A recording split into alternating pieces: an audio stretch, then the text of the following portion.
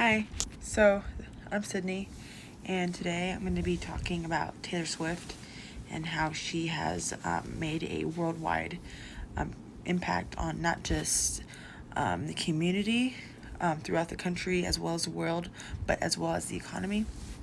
So behind me, I have Taylor Swift and the Eras tour poster, starting with Fearless at the top, and then Folklore, and then all the way to Speak Now, all throughout the eras throughout her career. Um, I chose to do Taylor Swift simply because, um, at least every day you hear her name somewhere, or you hear her music, or, just simply just walking outside, you're bound to hear, something regarding Taylor Swift. Um, so, where do I even get started? If you hear my little kitty cat purring, he's right here. This is Frank. Say hi, Frank. Anyways, so the journal that I looked on, well, not really a journal, but it was more of an article from, I believe, Harvard University. They talk about what is it? They do like an article over Taylor Swift, how much of a pop icon she is, actually by Boston University. And they interview like super fans as well as professors, and as to how what makes a pop star, like a mega star, specifically Taylor Swift. So I'm going to read you a little bit throughout the section, and we'll be talking about it for the next 5 minutes or so. Okay, so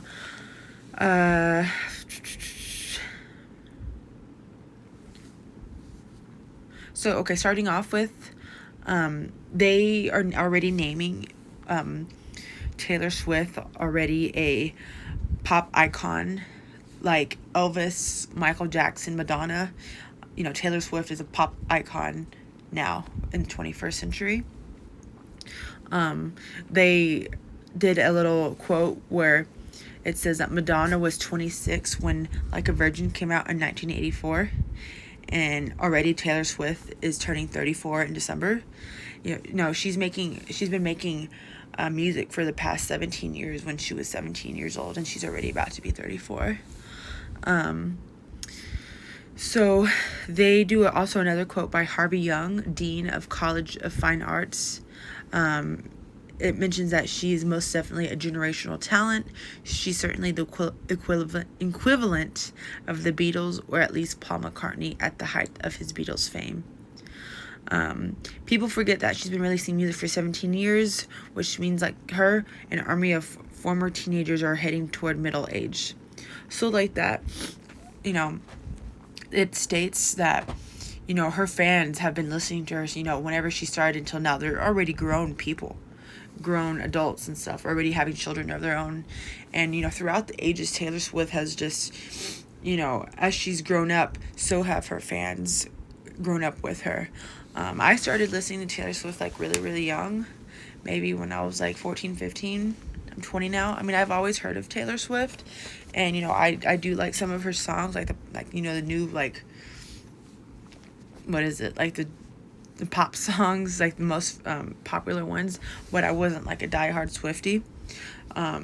Honestly, just like maybe this year or even last year is when I really like started listening to her more, and I never realized how much of like such broad music taste she has throughout all her albums. And I actually sat down to listen to every single one of her albums, and it really did speak to me. She just gets me. So as we go through the article, it says, even if you're not a Swiftie, you can't help but be awed by Swift's achievements. She's the first and only woman solo artist to win the Grammy for Album of the Year 3 times for her solo recordings. So she's a big deal, especially for a woman. That is such an amazing accomplishment, that she has, done so many things and is known worldwide. Like, she is like a billionaire, but I honestly feel like she's still humble. Maybe not. I don't know her personally. It says that her ongoing Eras tour is expected to rake in $1.4 billion in sales. Its popularity shut down Ticketmaster temporarily and boosted tourism across the country as fans traveled to multiple cities to follow her shows. Forbes estimates her wealth at $1.1 billion. That is insane to me, how much she has.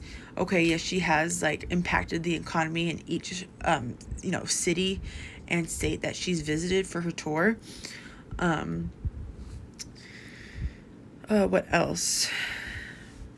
Her new album, 1989, Taylor's Version, became Spotify's most streamed album in a single day, breaking her own record. She broke her own record for the most streams by her, new album, her version. So, it goes on and talks about how she's a great musician and how she's an advocate and style art icon. I really wanted to talk about Taylor Swift because, she is a world phenomenon right now. And we won't ever stop hearing from her and what else she's going to produce. Even if you don't like the woman, I have to say, kudos to her because, she is, number one right now everywhere, which is definitely impressive. Let's see. So also going through the article, what really popped out to me was they also interviewed a dean from, what is it? Or a dean or professor, which they practice public relations. I'll just read it to you. Where it says, she treats her fans well. Swift is famous for releasing clues, Easter eggs in her Instagram posts about new music, tongue-in-cheek references, past feuds, and more. She has been relevant because of all her boyfriends, and she's making a killing off of, her relationships. Kudos to her. She also offers her fans a pre-sale ticket access for her concerts, as well as first listens to her tracks. These types of goodies create a notion of exclusivity, even though there are millions of fans out there, says Amy Chandler, professor of practice of public relations. That exclusivity is a highly persuasive tool when forming relationships.